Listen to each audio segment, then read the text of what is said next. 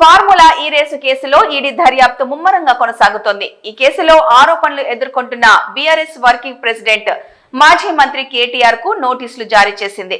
ఈ మేరకు వచ్చే నెల 7వ తేదీన విచారణకు హాజరు కావాలని తెలిపింది. అదేవిధంగా ఈ కేసులో ఆరోపణలు ఎదుర్కొంటున్న ఐఏఎస్ అధికారి అరవింద్ కుమార్, హెచ్ఎండిఏ మాజీ చీఫ్ ఇంజనీర్ బిఎల్ఎన్ రెడ్డికి కూడా ఈడీ నోటీసులు ఇచ్చింది.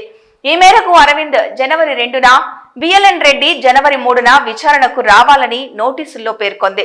కాగా ఫార్ములా ఈ రేసు కేసుల్లో A1 గా కేటీఆర్, A2 గా అరవింద్ కుమార్, A3 గా బిఎల్ఎన్ రెడ్డిని పేర్కొంటూ ఏసీబీ దర్యాప్తు చేస్తోంది.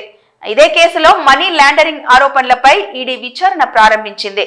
అయితే 2022లో జరిగిన తొలి ఒప్పందంలో గవర్నర్ అనుమతి తీసుకోలేదని ఏసీబీ వాదిస్తోంది. దాంతో పాటుగా 2023లో చేసుకున్న ఒప్పందంలో విదేశీ కరెన్సీ రూపంలో నిధులు చెల్లించడం పూర్తిగా నేరపూరిత చర్యని వాదిస్తున్న ఏసీబీ మొత్తం 54.9 కోట్లను కేటీఆర్ ఆదేశాలతోనే ఖర్చు చేశారని ధృవీకరించిన సంగతి తెలిసిందే.